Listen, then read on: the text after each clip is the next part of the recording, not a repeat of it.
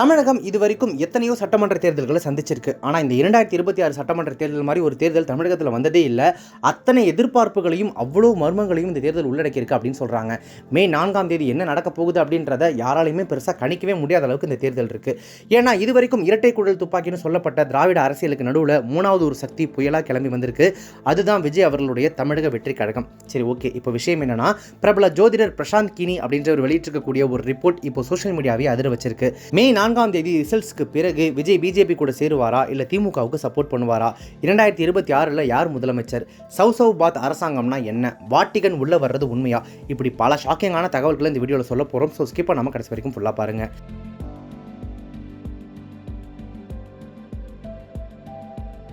முதல்ல விஜய் பாஜக கூட்டணி இது நடக்குமா? நடந்தால் என்ன ஆகும்? இதை பற்றி ஜோதிடர் பிரசாந்த் கினி சொல்கிற விஷயங்கள் வெறும் கணிப்பு மட்டுமல்ல, அதில் ஒரு மிகப்பெரிய அரசியல் எச்சரிக்கையுமே இருக்குது.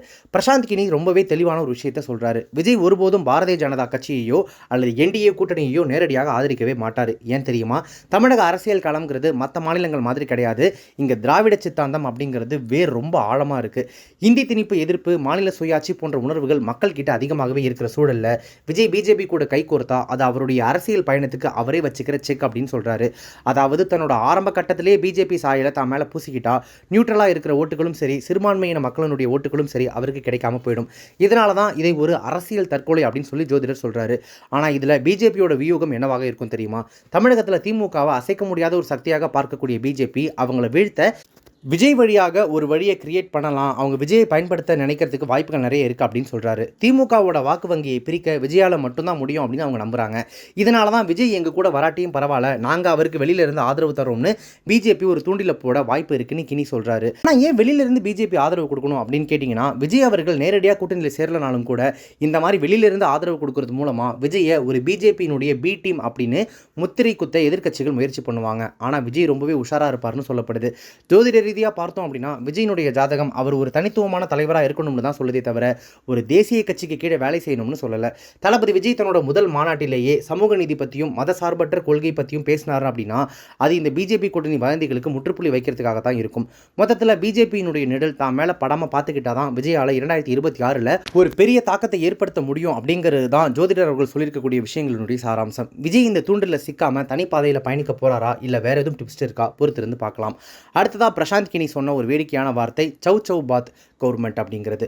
அது என்னங்க சௌசவ் பாத் அப்படின்னு கேட்டிங்கன்னா, கர்நாடகாவில் காரமான உப்புமாவையும் இனிப்பான கேசரியையும் கலந்து கொடுப்பாங்க. அதுபோல் 2026 தேர்தலில் எந்த ஒரு தனி கட்சிக்கும் மெஜாரிட்டி கிடைக்காதாமா. பல சித்தாந்தங்கள் கொண்ட கட்சிகள் ஒன்றா சேர்ந்து ஒரு கிச்சடி அரசாங்கத்தை தான் அமைப்பாங்க. அந்த கிச்சடிக்கு தான் அந்த ஊர் பாஷையில் சௌசவ் பாத் அப்படின்னு சொல்லுவாங்க அப்படின்னு அவர் சொல்லியிருக்காரு. தமிழக வரலாற்றை எடுத்துக்கிட்டிங்கன்னா மக்கள் எப்போவுமே ஒரு தெளிவான தீர்ப்பை தான் தருவாங்க. ஒன்று திமுக இல்லைனா அதிமுக. இத்தனை வருஷங்கள் அப்படி தான் இருந்திருக்கு. ஆனால் 2026 அந்த வரலாறு மாறப்போகுதுன்னு இந்த கணிப்பு சொல்லுது. கூட்டணி கட்சிகளினுடைய தயவு இல்லாமல் யாருமே அரியணை ஏற முடியாது அப்படிங்கிற சூழல் உருவாகும் போது அங்கே தான் பெரிய அளவில் பேரம் பேசப்படும். அப்போது தமிழகம் இதுவரைக்கும் பார்க்காத ஒரு கூட்டணி ஆட்சி அமையறதுக்கான வாய்ப்பு இருக்காமா? இப்போ நம்ம பேச போகிற விஷயம் கொஞ்சம் விசித்திரமாகவும் அதே சமயம் பலருக்கும் அதிர்ச்சியாகவும் இருக்கலாம். ஜோதிடர் பிரசாந்த் கினியினுடைய கணிப்பில் ரொம்பவே ஹைலைட்டான பாயிண்ட் வாட்டிகன் தலையீடு. அது என்னங்க தமிழக அரசியலில் வாட்டிகன் அப்படின்னு கேட்டிங்கன்னா சம்மந்தமே இல்லாமல் இருக்கேன்னு நீங்கள் யோசிக்கலாம். ஆனால் இதுக்கு பின்னாடி ஒரு ஆழமான கணக்கு இருக்குன்னு அவர் சொல்கிறாரு. தமிழகத்தில் திமுகவுக்கும் சரி, தாவேகா தலைவர் விஜய்க்கும் சரி, சிறுபான்மையின மக்களினுடைய ஆதரவு ஒரு முக்கியமான பலமாக இருக்கு. குறிப்பாக கிறிஸ்துவ மற்றும் இஸ்லாமிய மக்களோட வாக்குகள் அந்த இரண்டு பேருக்கும் இடையில செதறதுக்கான வாய்ப்புகள் இருக்கு. இப்போ இருக்கக்கூடிய அரசியல் சூழல்ல திமுகவை எதிர்த்து விஜய் களமிறங்கும் போது இந்த ஓட்டு வங்கி ரெண்டா பிரியும். இது பிஜேபி மாதிரியான கட்சிகளுக்கு சாதகமாக முடிஞ்சிடக்கூடாது அப்படிங்கிறதுனால சில சர்வதேச மற்றும் மத அமைப்புகள் கவனமாக இருக்கிறதா ஒரு பேச்சு இருக்கு. ஜோதிடர் என்ன சொல்றாரு அப்படின்னா, திமுகவுக்கும் தாவேகாவுக்கும் இடையில ஒரு கட்டத்தில் பெரிய அளவில் கருத்து வேறுபாடுகள் வரலாம். ஒருத்தரை ஒருத்தர் கடுமையாக தாக்கி பேசிக்கிற சூழல் உருவாகலாம். அப்படி ஒரு மோதல் வரும்போது கிறிஸ்தவர்களின் புனித தலமான வாட்டிகன் சிட்டியில இருந்து சில முக்கிய பிரதிநிதிகள் அல்லது மத தலைவர்கள் மூலமா ஒரு சமரச முயற்சி நடக்கும்னு அவர் ஒரு வெடியை கொளுத்தி போட்டிருக்காரு. அதாவது ரெண்டு பேரும் மோதிக்காம ஒரு சமரச புள்ளியை, அதாவது காம்ப்ரமைஸ் பாயிண்டை நோக்கி அவங்களை வாட்டிகன் தள்ளும் அப்படிங்கிறது தான் அந்த கணிப்பு. அது எப்படின்னா, நீங்க ரெண்டு பேரும் பிரிஞ்சு நின்னா அது பொதுவான எதிரிக்கு சாதகமாயிடும். அதனால ஒரு அண்டர்ஸ்டாண்டிங்க்கு வாங்க அப்படின்னு ஒரு அழுத்தம் கொடுக்கப்பட வாட்டிகன் சைட்லேருந்து வாய்ப்புகள் நிறைய இருக்காமா. தமிழக அரசியலில் மத தலைவர்களோட தாக்கம் மறைமுகமாக எப்போவுமே இருந்துகிட்டு தாங்க இருக்குது. ஆனால் ஒரு சர்வதேச மையமான வாட்டிகனோட பெயர் இதில் அடிபடுறது இதுவே முதல் முறை. ஒருவேளை தேர்தல் முடிவுகளுக்கு அப்புறம் ஆட்சி அமைக்க தேவையான பலம் திமுகவுக்கு இல்லாதப்போ தாவேகா ஆதரவு கொடுக்கணும்னு வாட்டிகன் மத்தியஸ்தம் செஞ்சாலும் ஆச்சரியப்படுறதுக்கு இல்லை அப்படின்னு சொல்கிறாங்க. இது உண்மையாகவே நடக்குமா இல்லை இது வெறும் கற்பனையான ஒரு ஜோதிட கணிப்பு தானா? ஆனால் ஒன்றுங்க, அரசியலில் யாருமே நிரந்தர நண்பனும் இல்லை, நிரந்தர எதிரியும் இல்லை அப்படின்னு சொல்லுவாங்க. வாட்டிகன் மூலமாக இந்த செக்மேட் மூவ் நடந்துச்சு அப்படின்னா அது 2026 தேர்தலோட தலையெழுத்தையே மாற்றிடும். இதில் இன்னொரு முக்கியமான விஷயம் என்ன அப்படின்னா, விஜய் தரப்போ திமுக தரப்போ இது வரைக்கும் இதை பற்றி மூச்சு கூட விடலை. ஆனால் ஜோதிடர் பிரசாந்த் கனி இப்படி ஒரு விஷயத்தை அடித்து சொல்கிறத பார்த்தா திரைக்கு பின்னாடி நமக்கு தெரியாத ஏதோ ஒரு பெரிய ஸ்கெட்ச் நடந்துகிட்டு இருக்கோம் அப்படின்னு தோணுது.